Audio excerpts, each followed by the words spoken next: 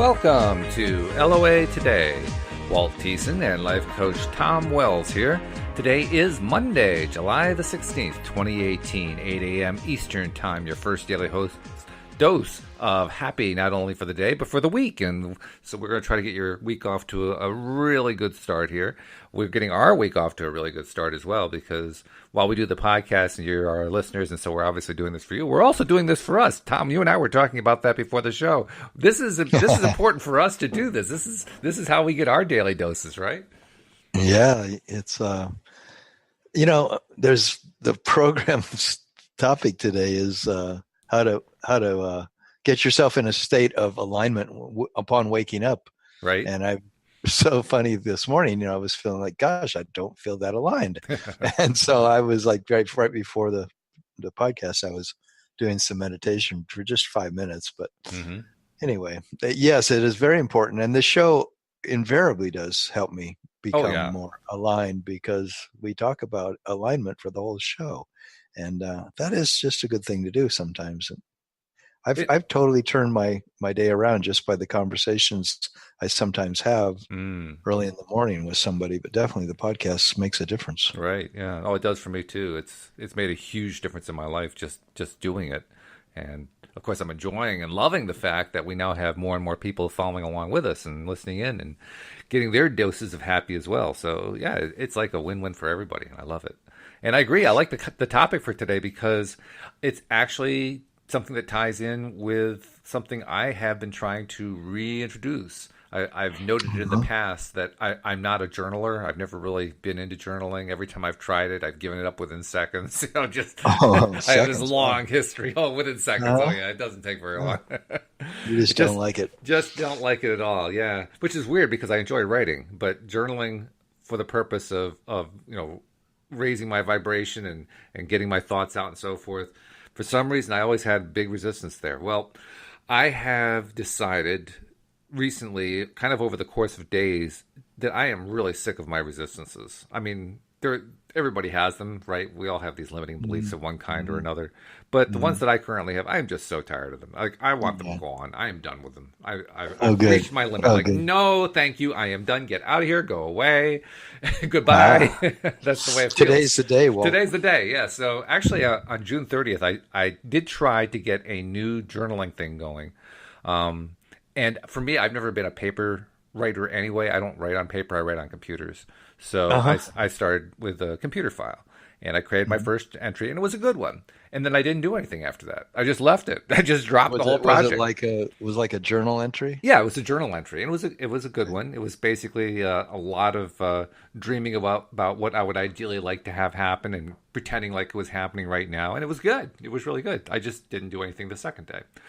And the third, and the fourth, and the fifth, and the sixth, and the seventh. Well, did you ever go back and read the first day? No. Okay. And that also didn't help either. Okay. Well, this past Saturday, I decided last week I was going to get back into it, and I didn't. And I kept not getting back into it.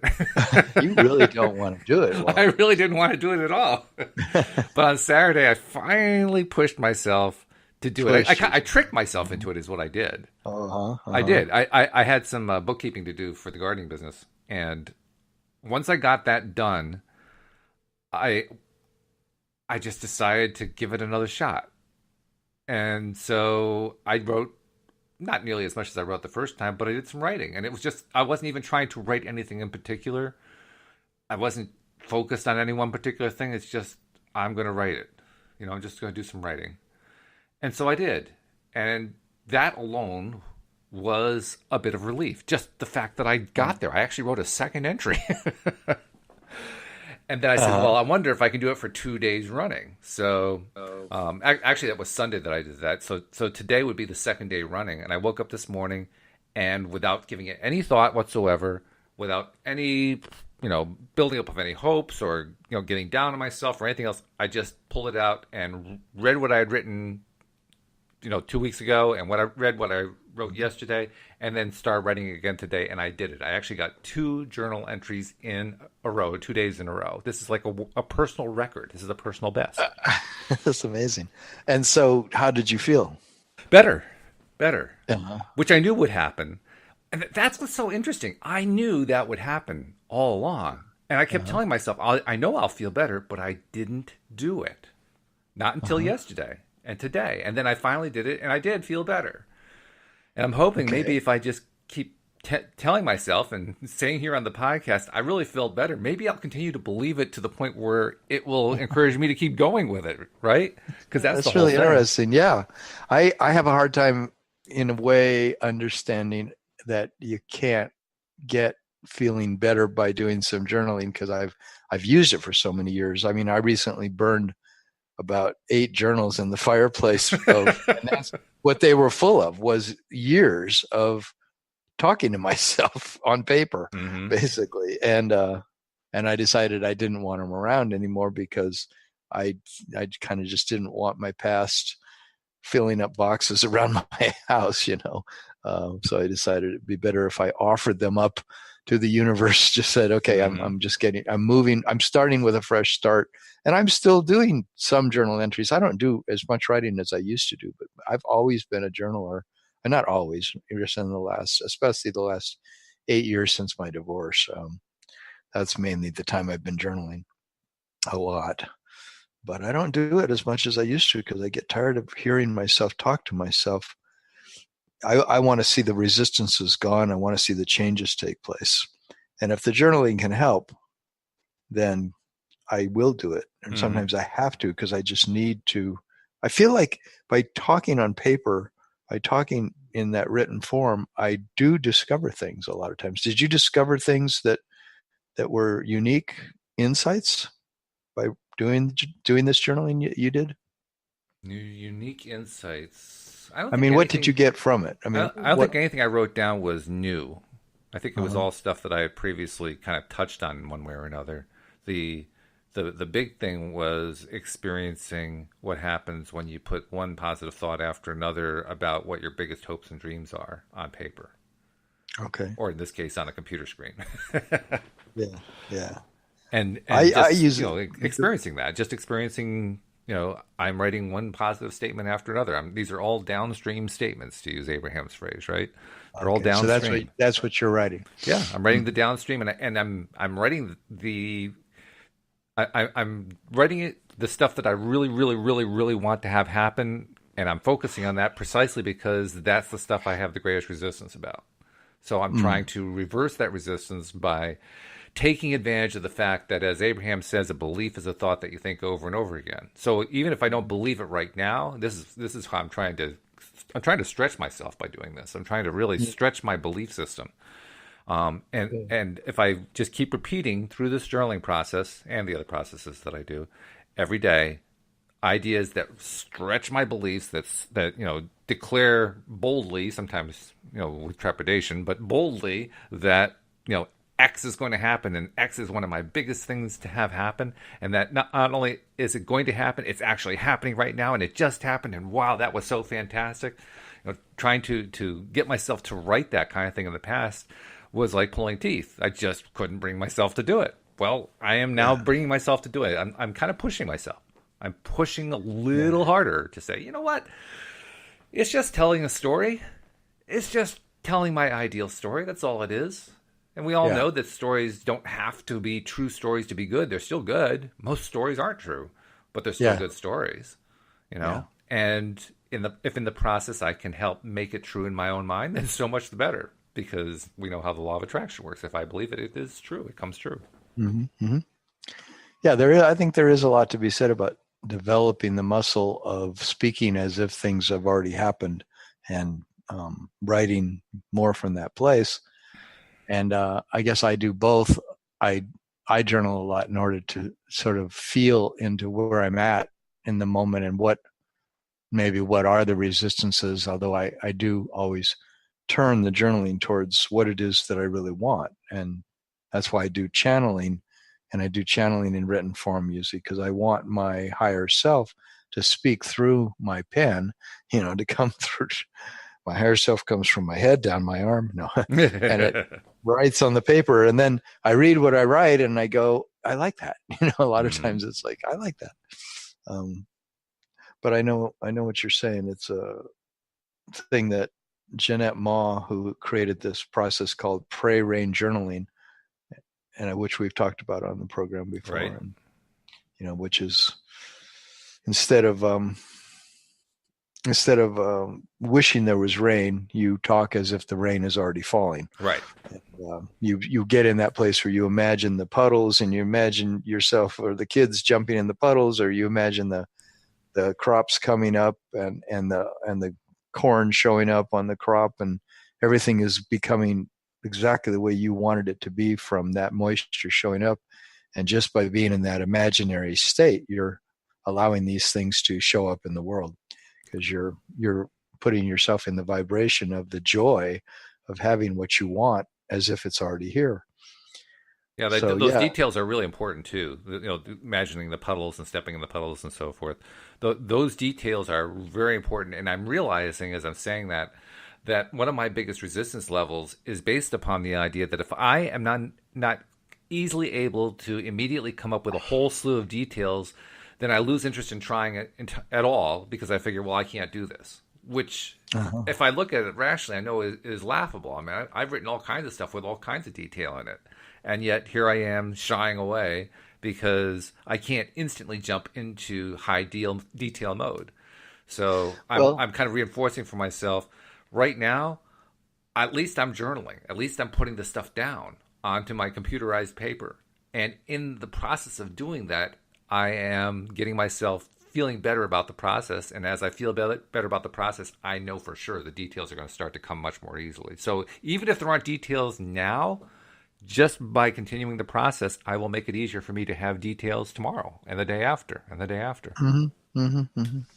And, there's a lot to be said about the fact that we don't have to know the details in order to still achieve the thing that we're feeling that we want to have happen in our life. So if you're looking, yeah, well, I think it can, and I also don't know if it's necessary.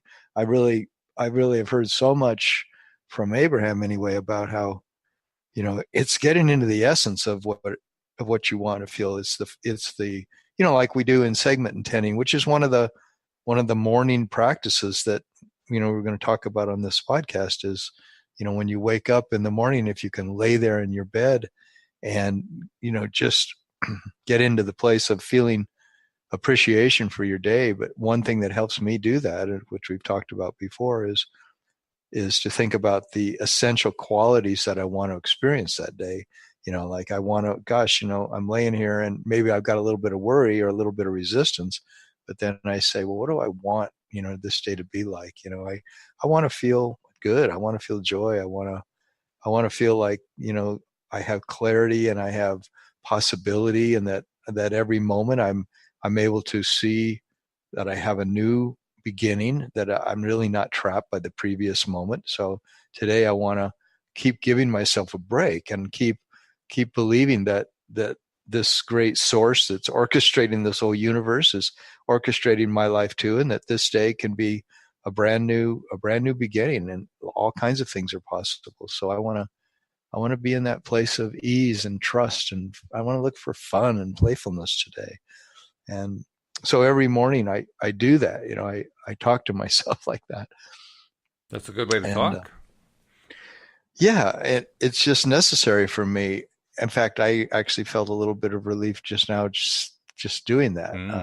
Over the place I was feeling, because I woke up this morning and I see this practice of what you do before you go to sleep and what you do when you wake up in the morning. I've noticed that for years and years that this is what Abraham talks about as the key, time of our day. And I talk to clients a lot about this. We talk about, well, what do you do when you're going to sleep and what do you do when you're waking up? Because it's such a key to how you set the tone of your life, really. It's certainly the easiest time in the day to try to either establish a new positive practice or to continue an existing one, because when we wake up, our resistance levels are lowest. And when the resistance levels are lowest and we actually, push ourselves perhaps to do the thing, whatever the thing is that we do to help build our positive feelings up, we get the most benefit out of it. So having a early morning practice is really a very important thing to do, because that's the best time to have one. It's the best time of day for us to actually get the most benefit out of it. So do you usually have an early morning practice? Have you? I've been shifting it. I've been varying it. I mean, for a while there, I was doing the mirror exercises. I did Hmm. those for, three and a half months, something like that. But you did it first thing in the morning? First thing in the morning, yeah. I mean, there were a couple occasions where I'd forget to do it, and like, oh, it's 3 o'clock in the afternoon. I forgot to do my mirror exercises. Okay, I'll do them right now. But Uh, I'd gotten to the point where I was doing them so regularly that it was easier for me to kind of, fill in the gap that I forgot to do this morning, in the middle mhm. of the afternoon. Even though in the middle of the afternoon, that's when my resistance levels tend to be higher than they are in the morning. Hmm. But But nevertheless, doing the that's morning practice regularly made the difference.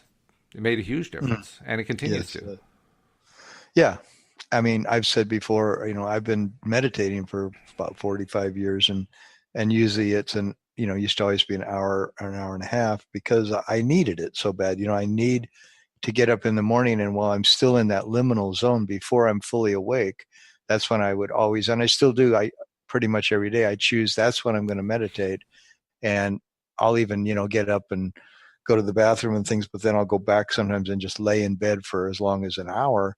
But I lay in bed with the intention of staying very conscious and just following my breath or doing other techniques just to be, out of my mind and to stay in that place of possibility where I still feel like all I'm doing is I'm saturating my being with good feelings. And it can be just for 10 minutes. And, a lot of times I've noticed Abraham has said, do it for no more than 20 minutes because you want to integrate it into your day and not just linger there too long. I don't know why, but I've spent most of my life lingering there a long time, and I usually enjoy that. I really like to get sort of saturated in that feeling of alignment as much as I possibly can. And sometimes my mind is more active than other times, but it seems like it's a foundation that's fundamental to who I am as a human being. Is that I take this time to be really quiet inside and to let this inner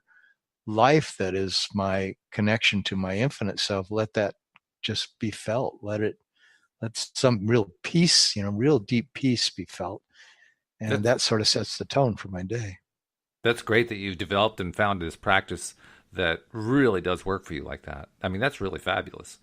Because when you've got something like that that works and you stay with it, it means you're giving yourself the best chance to reach your goals, to have the things come in that you want to come in, to have your happiest life. You're giving yourself your best chance. So, I mean, that's fabulous that you found a practice like that that you've been able Well, to do and for so sometimes it takes long. a lot more. Sometimes it takes a lot more than that too. I mean, because everybody probably on this podcast knows that, if they've tried meditation, it doesn't necessarily happen every single time we sit down that we get to some great experience inside where we really feel this great connection to inner peace. And sometimes even more than that, we feel, cosmic connections going on inside of ourselves. And that's wonderful. But on the days that I don't, I just accept the fact that, but I am connected, and that is who I am. And so then I get up then I sometimes have to find some other things. So one good thing to do in the morning,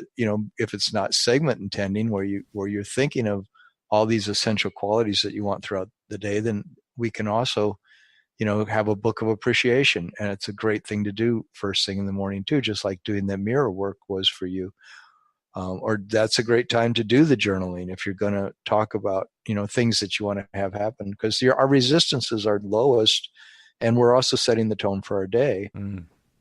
because Oh this yeah. stuff is practical. It is possible throughout our day, and that's another really good reason to stop throughout the day from time to time and close our eyes and sit in a chair or lay down on the couch or something and go to that place as much as we can where we feel we're reconnecting to the place beyond words, the place beyond words. That's really what it is to me. It's the place where I'm just not feeling that I'm entirely listening to my thoughts.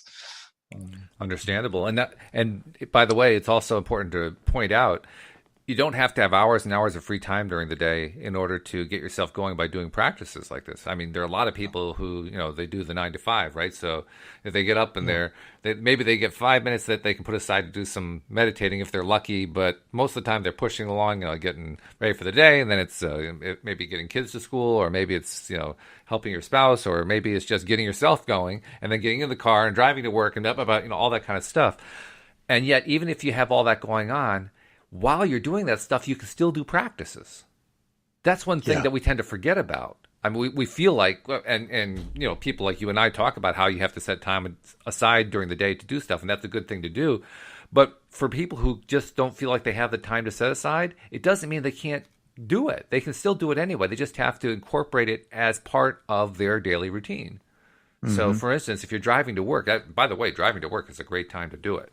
To keep your mind as much as you can. Obviously, you want to keep your mind focused on the task at hand, which is driving safely. But driving has become, for most of us, a very automatic kind of activity. We don't have to think about, okay, I am now going to turn the wheel. I'm now going to turn the wheel this way. I'm going to shift. I'm going to brake. We don't even think about that stuff, right? So it's not like it's drawing all of our energy into, I got to drive. Well, since that's the case, we can take the time while we're driving to just get into a good frame of mind through whatever method that we choose. I mean, it can be simply something as simple as, well, what's going right in my life right now? Just taking inventory, counting blessings, or whatever you want to call it. Yeah, just it's that like the book of alone. appreciation. Yes. Right. It's like if you're not sitting down and writing it down, you can just think of some things about your life that you are appreciating. And that's considered, one of the best things before we're going to sleep at night is to lay in bed and just bring our all of our thoughts back in to where we're more and more feeling, we're aligning ourselves with the place within us that feels appreciation for our life.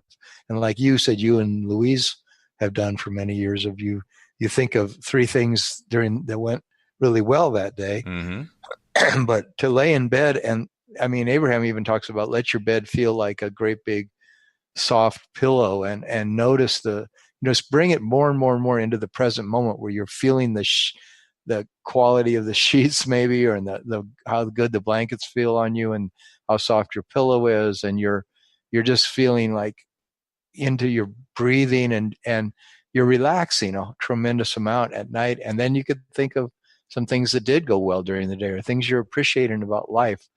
And basically at night, we go to that place where we reemerge into non-physical.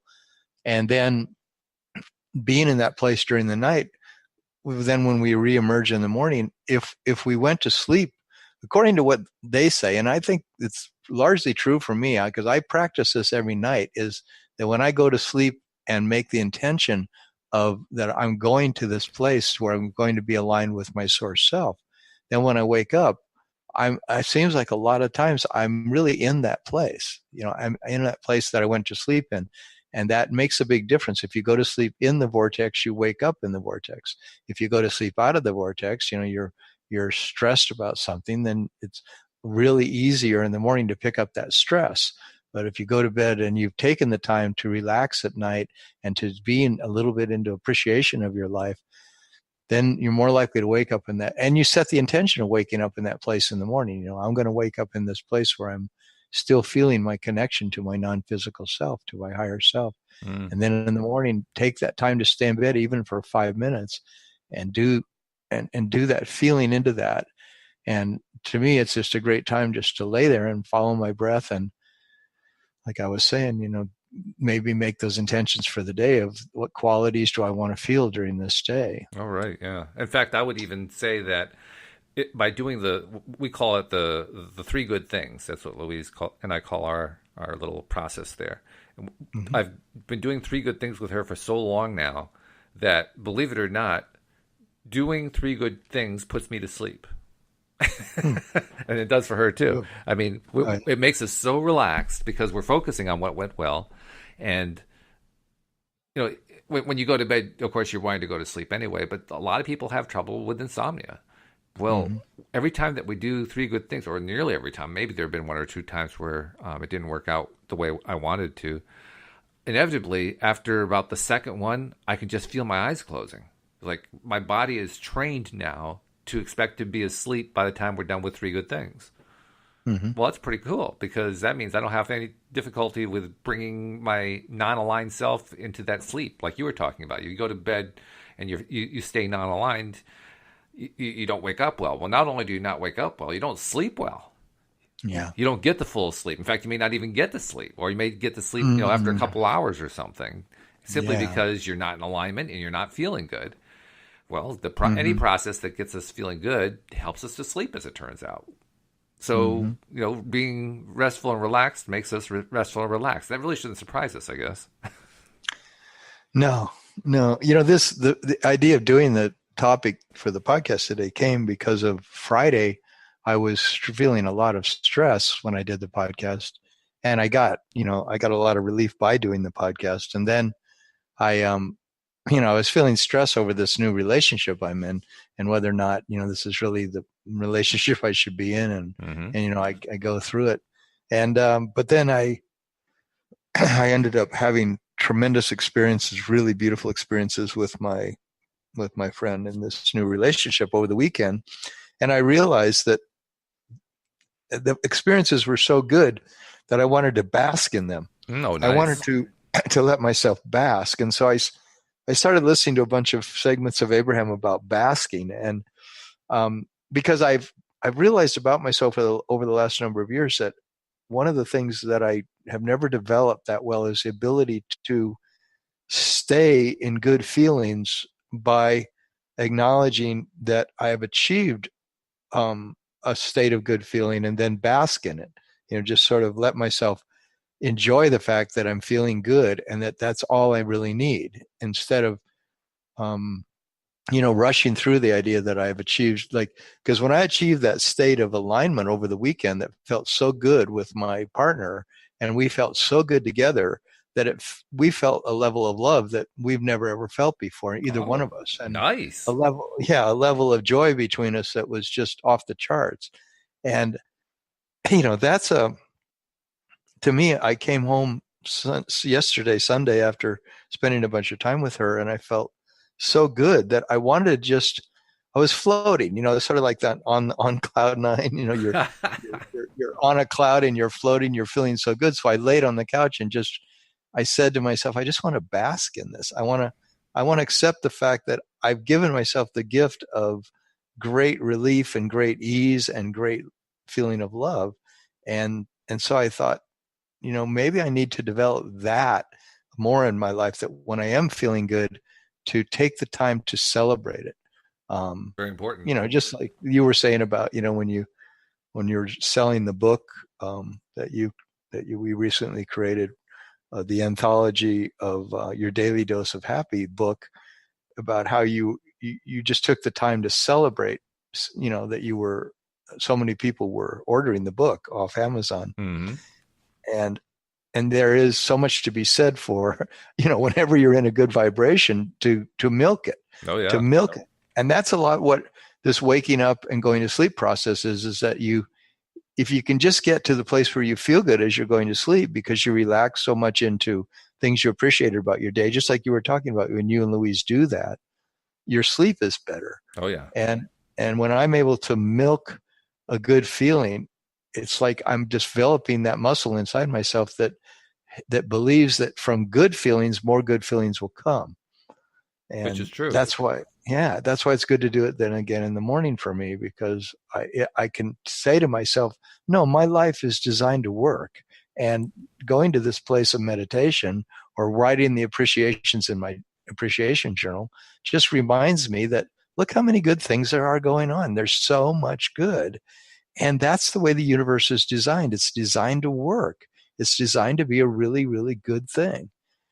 On Friday, when you were kind of struggling, and then we did the podcast, and that helped you feel a little bit better, and then you went into the rest of your day, that whatever you were doing for the rest of your day must have in some way supported and reinforced the improvement you felt during the podcast, because look at the result you produced on the weekend. Do you have any recollection? What did you do that helped you get to that better place, so that when you finally connected with her, it was an amazing experience? Yes. Well, interestingly, what happened was the night before, when I'd woken up at 2 a.m. on Friday morning, I was in hell because of my level of anxiety about the relationship I and remember. things I was thinking were going to be devastating for me. And so after the podcast, I had achieved a level of some stability. So I decided to meditate some more. And when I meditated, I went into this place of real suffering again, and because this stuff just sort of resurfaced and I couldn't free myself from it. So I decided just to feel as bad as I needed to feel, just like feel into it and let myself just feel the depth of like, what kind of pain am I carrying? Why does so much pain come up around the idea of being in love with somebody that I really am in love with? And so it was like, well, this must be pushing really old buttons. There must be some really old residual fear in there about not being loved, about being abandoned, and about abandoning others. And I realized that was my issue. That's my issue around friendship and around really being in love with another human being and in love with myself, is that I don't really think people will be there for me in the long run or in the short run even. And I don't think maybe that I can really be there for myself. But anyway, I went through the feeling of it. And instead of having any more ideas and thoughts about it, I just felt like crap. And I really felt into it. And then something let go because I let myself feel the depth of, well, what's this feeling trying to tell me? This is my emotional guidance system. What's it telling me? And once I got to the place where something kind of broke inside, it wasn't like it was some big giant moment of revelation, but something changed. And then I just felt inside, I'm not giving up on this relationship just because I have all these bad feelings, because my traditional idea is I should run away from any bad feeling. I should try to go in the opposite direction. But this time I went deep into it, let it kind of dissipate on its own.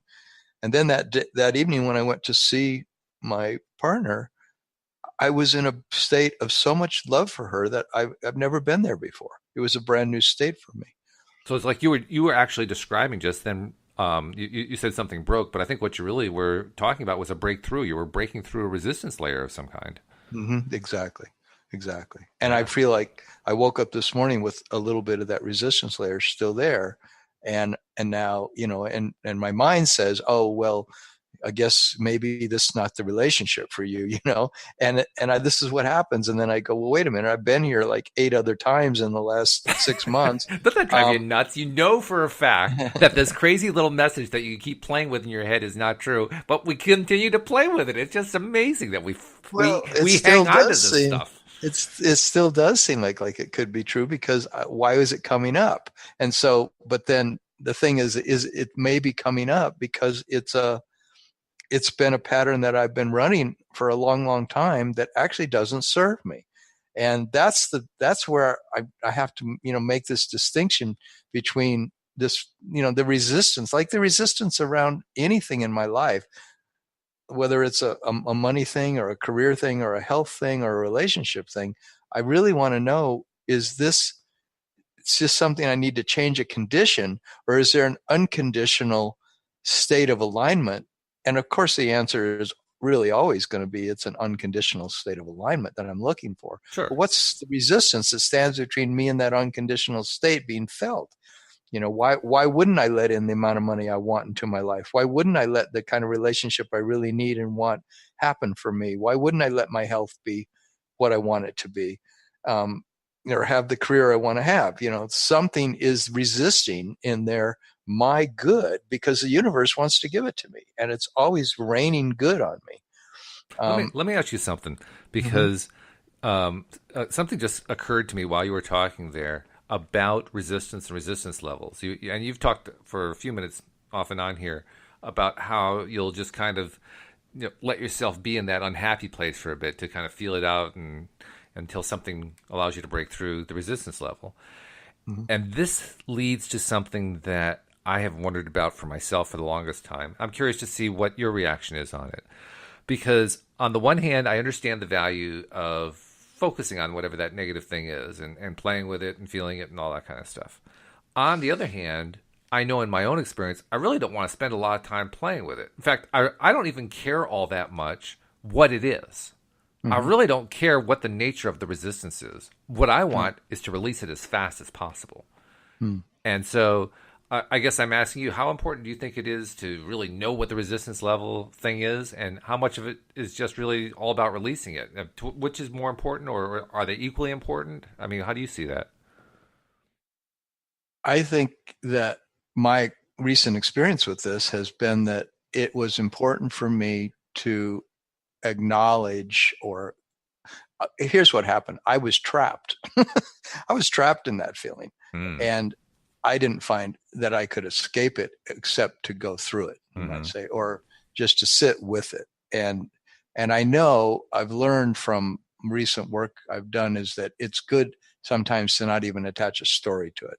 Just let yourself feel it. Because if your emotional guidance system is giving you a really strong feeling of resistance, or however it's showing up, is maybe it feels like just pain in your gut, or maybe it feels like terror, or rage, feel it, because it's your source self showing you the contrast, the difference between that feeling and what that feeling of relief is.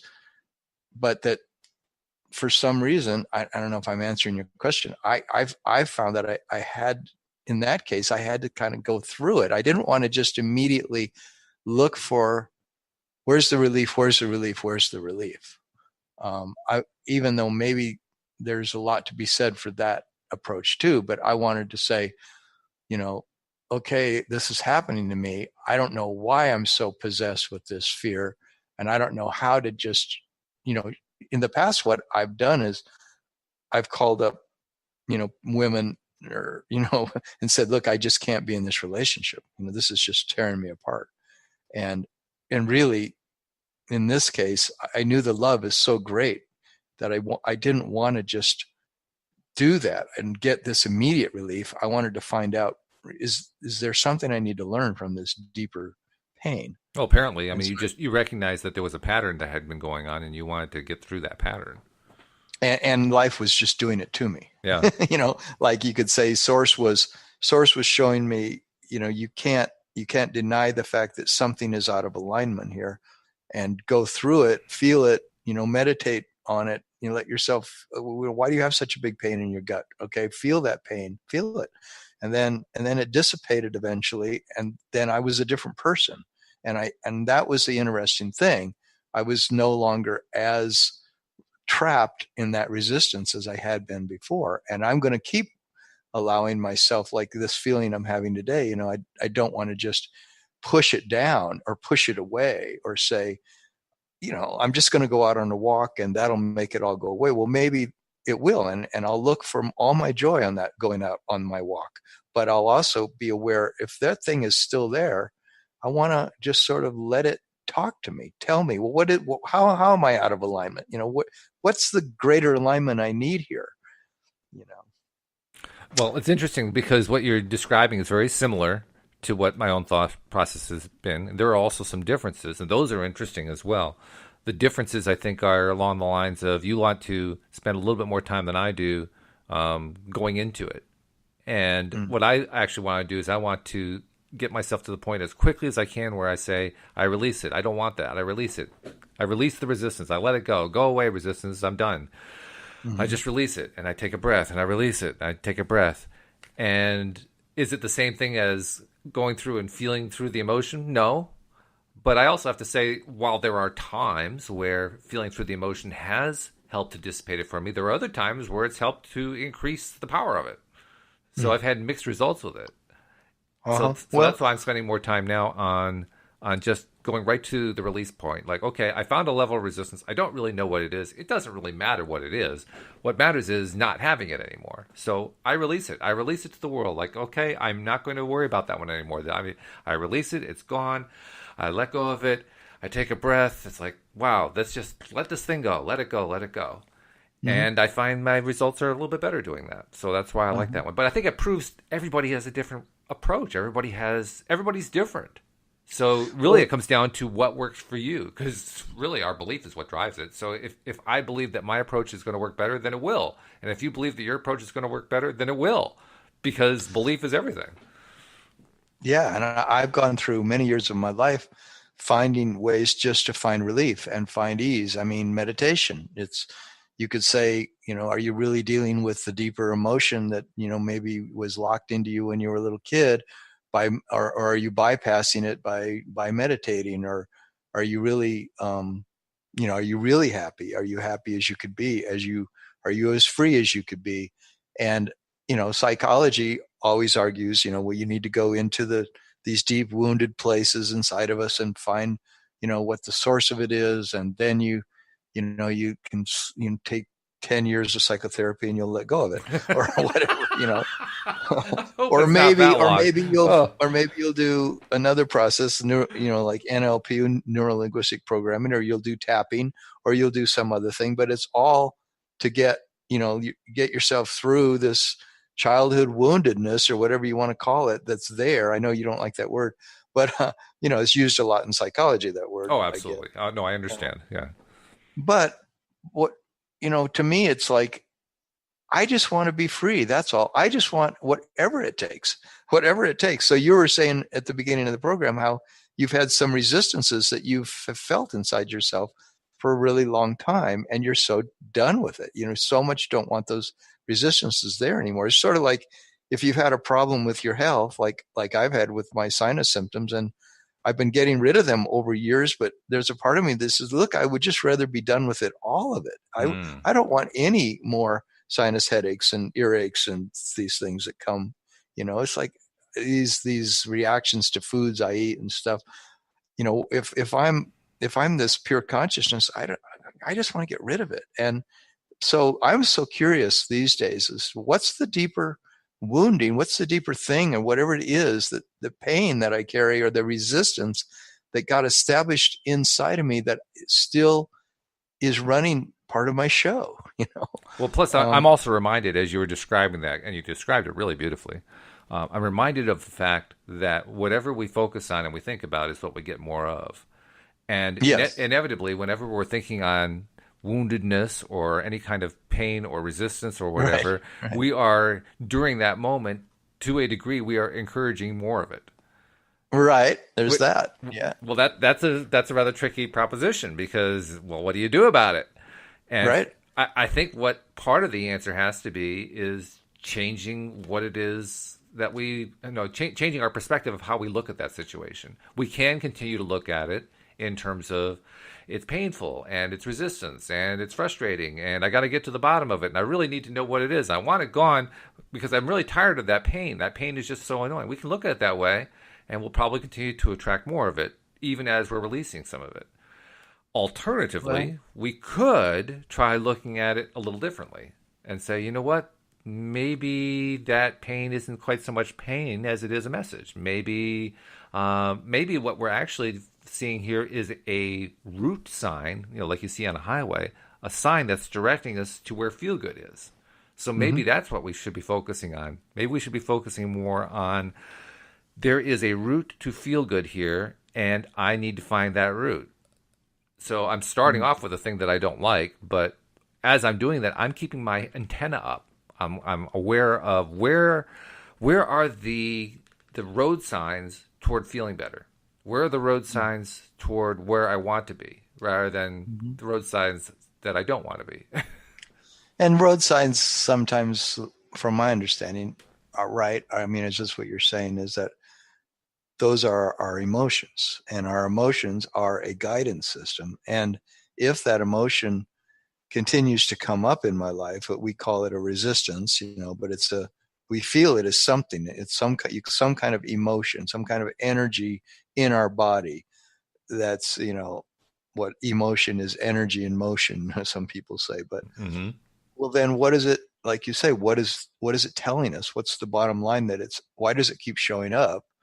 That particular emotion, that particular feeling, we call it, God, there's that resistance again. What is that? What is that fear that keeps coming up around being in a relationship for me? What is the fear of being completely vulnerable and seen and heard, and being one who sees and hears another person so fully that you can go into ecstasy with that person, and you can find that that person's a soulmate to you, and all these different possibilities of being free of my own inhibitions and my own places that normally I would draw a line and say, I can't go beyond that. It's too painful. But the pain is telling me something. It's telling me, well, you're not. That pain is a message that your source self doesn't see it that way. Your source self sees a way to be beyond that and to be free of that. And the pain is to give you indications about which direction to head. But sometimes just relieving it by, writing affirmations or writing my book of appreciation, those things get me more tuned into the good feeling. But if the pain keeps coming back, I want to free myself of it. Sure. I want to free myself of it once and for all. I don't blame you. I want to also. That's the whole point. We got to relieve that. We got to free ourselves of that. That's why we talk about this stuff, right? So that we can learn how to do it. I still come back to the road signs. I mean, I think you're right. They are emotional in nature. And yet I also recognize that there are times where, and this isn't what actually happens on a highway, but it's very metaphorical. There are times when we're driving along the highway and we're looking for the sign that says accident ahead so we can stop and look at it. I mean, they call that rubbernecking, right? Everybody has to stop as they're driving by to see what went on over there, right? We look for the accident road sign. We look for the traffic jam road sign. We look for the road rage road sign. We keep looking for those road signs. Why not look for the road sign that says this way to fast route to where we're going? Why not look for the road sign that says this way is clear, go this way? Yeah. Well, that's the main message of law of attraction, is that why not vibrate more with what you want to be feeling? And as you develop that muscle of vibrating with feeling good, your life will more and more give you the results of good feeling. You'll align with what's in your vortex, because everything that's in your vortex, like the good health that I want, or the amount of money I want, or the kind of relationship I want, they're all in my vortex. There's a really beautiful relationship with my life partner in my vortex.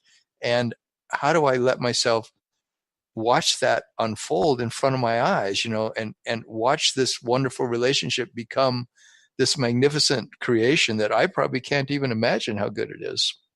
I really think everything that's in my vortex is mind-blowing stuff. It's really good stuff.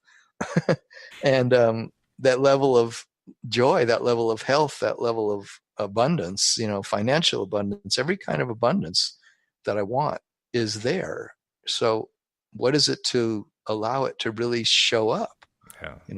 And we've got to be in that vibration. So that's why we spend this podcast talking about all the ways you can be in that place where you will open the floodgates, in a sense, and let it flood into your life. And going back to the highway sign metaphor for another moment, there's another little example in there that kind of reinforces for me why it is that I don't really want to spend a whole lot of time going through the bad feeling thing. I want to move past it as quickly as I can, which is the metaphor is where you actually come upon there's an accident, right? And the traffic's been backed up and everything's moving very slowly and the people are rubbernecking and so forth. As I'm driving, if I'm in that, and as I'm approaching the point where I can actively see the accident over on the side, I insist on not looking. I insist on staying focused straight ahead on where it is I'm trying to get to, knowing that when I do that, I help speed up the line. Mm-hmm. So in other words, I don't spend any time at all, feeling the emotion of, oh, how terrible that person was in a wreck. Oh my God, that looks so awful. There's an ambulance. I don't go there. I just don't, I refuse to go there. I don't see anything profitable to me to go into the place of feeling bad about somebody who had an accident. Right. And in the same way in your life, you don't want to go into the place of feeling bad about stuff. You want to go into the place of feeling good. Exactly. Yeah. I want to make sure my orientation is in the direction I want to go in and not in the direction I don't want to go in. Mm-hmm. So that's I think that's why I have the biggest difficulty with this idea of swimming around in whatever the negative thing is and feeling it and letting it dissipate its energy and so forth. I understand where that works for some people, but for me, I don't think it's a good idea. I think it's a bad idea for me to do, because I know I get much better results by just insisting on focusing instead on what I want and not what I don't want. When I focus on what I want, when I rip my attention away from whatever that horrible thing is and focus on what I want instead, I feel better. And that's it. Alignment is about feeling better. So for me, that's the better approach. But you have to do what's best for you, and everybody has to do what's best for them. I think what it is that that we can't have the good without the downside. I mean, contrast exists in this 3D realm, and we get our appreciation of how amazing things are in contrast to how, we love it when the sun comes up in the morning. It's incredible contrast to the night. And you could say that there's this constant process going on in this 3D realm of the yin and the yang, the dark and the light, the good and the bad, or whatever you want to call it, the negative and the positive. But there is so much to be said for getting to what Abraham calls step 5, where you are so accepting of the messages from your emotions that whatever your message that you're getting, you're willing to ask it to show you what it wants you to understand. When I've been in some of the greatest pain I've been in, when I was really learning how to use law of attraction to change my life, I spent months asking myself, when I would wake up in the morning in fear and terror about what was going to happen with my life, usually around, how am I going to have enough money to survive? This was years ago. I would basically ask, okay, what is this incredible pain? What do you know? What do you know, source, that I don't know? If I'm feeling so much pain in my guts, tell me how you see that I'm abundant. How do you see that I'm okay? How do you see this? And I feel like it was important for me to feel that there was a strong message being communicated to me, and not just look for a way to wipe out entirely this feeling of fear. I wanted to acknowledge that it was there and that it's telling me to get back to a different place. But I didn't ever like being in that place of suffering, and I'm really glad I don't go there anymore, hardly at all. That's why this stuff with this being in this relationship is bringing it up again. It's reminding me of what it felt like when I was in so much fear about money years ago. It's funny too how you mentioned that you wanted to be aware of whatever the thing was so that you could know that you didn't want to go there. And for me, that's like a no-brainer. Like, I already know I don't want to go there. That was never the question for me. I wanted to know what source knew that I didn't know. Why would source be showing me this negative thing? If that's my emotional guidance system, and that's a divine thing, that's a holy blessed system that's inside me, that's giving me this incredible pain and fear. It's doing it because source is saying that's not it. Is with total love, source is saying, we want to show you not to go in that direction, and we're going to show you how painful it is to keep thinking that way and to keep, believing those, whatever you're believing. And we want to show you that there's another way to tell us a better feeling story about this. You can begin to look more towards the things you appreciate already about your abundance, instead of being in so much fear about what you don't have, and I begin to, of course, just talk to myself, like, what would source be wanting to say to me to, why is it giving me such a strong, fearful feeling? Well, I think I already have my answer on why I get those. Uh-huh. It's because I asked for them. See, I don't think it's source that was deciding to bring it to me. I think I'm the one who decided to bring it to me. I'm the one who decided to bring the uncomfortable thing. I'm the one who decided to bring the difficult thing. I'm the one who decided to bring the thing that I don't like. Mm-hmm. I don't think that decision is ever made by what we call our inner being, or what I like to call the rest of me. I don't think it was the rest of me that made that decision. I made that decision. In my physical form, my physical side of me is where I made that decision. And because I made that decision, it came. So I really don't need to know, why did my source energy send this to me? My source energy didn't send it to me. My source simply just through the law of attraction responded to the request I previously put out. Yeah, I agree. I definitely do the same. I mean, I've had that same understanding too. I mean, that source never leaves the vortex. Source is always in that place of complete fulfillment, of complete realization of all the beauty that I am, because my higher self, my greater part of me, my infinite self, is always in that place. And then the part that's playing in this 3D realm is the part that gets confused. It does get confused, yes. Well, I mean, you could say that's everything is a confusion. It's a lack of clarity about who I really am, and just needs to be, for some reason we come into this realm and allow ourselves to forget how incredible everything really is, and that there really is no such thing as a problem. I mean, what? There's really no such thing as a problem in the real sense. That's why, like I say, I've got signs in my condo that say nothing serious is going on here, and everything's always working out for me. Everything's always working out for me. There's nothing serious that I have to worry about. Everything is actually just a big play, and I just am here to have fun. Which is definitely the way to live. That's the way we all want to live. I won't speak for everyone else. There are probably people out there who don't, at this point in time, want to live that way. They're more focused on whatever angst that they want to focus on. For me, though, I definitely agree. That's exactly where I want to be. I want to be in that place of, where everything just comes easily and it's fun and it's flowing. Yeah, and yet, Abraham has said many times, and I agree, that every time you reach a place where everything's easy and it's flowing, and you're really feeling the success and the fulfillment and the abundance and the health and the good relationship and everything, it becomes then the launching pad for your next aspiration. It does. For even greater expansion. Absolutely. And then invariably, then comes contrast, because you feel the difference between this new aspiration of being even more fulfilled and where you're currently at. I mean, I think that just happened with me and my partner, is that I had such an incredible weekend, and we now are anticipating this is what's going to happen, at least to Tom.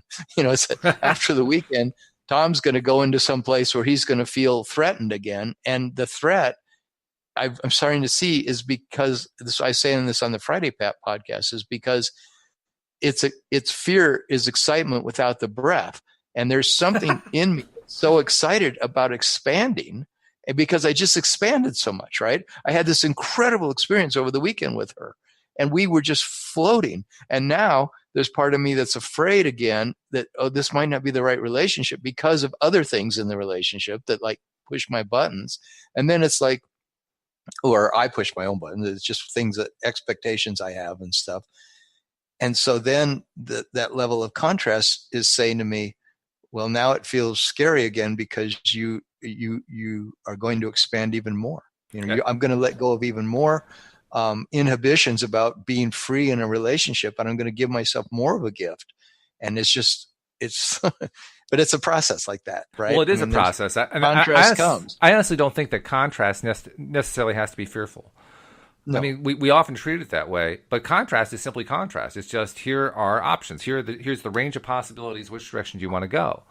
So, right. So I don't think we have to experience contrast in a negative way. I think we can experience contrast positively. I think many of us choose to think about it and feel it, experience it negatively, but we don't have to do it negatively. We can experience it positively. We can experience contrast positively, and that's where I'm always trying to get to. We have like a minute and a quarter left, and I want to make sure I get a couple of messages in before we go.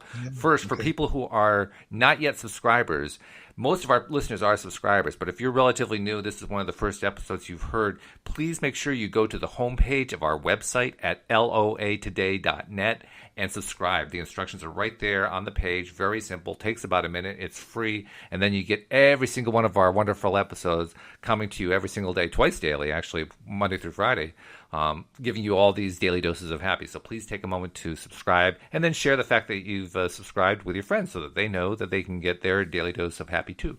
And Tom, I also want to make sure we do this sometimes, but I don't always do it. So I want to make sure we do it today. Someone who wants to talk to you, you're a life coach. You do this for a living. You help people. And you have all these tremendous insights that you're able to give to them. If somebody wants to reach out to you, how do they find you in order to talk to you about possibly doing something?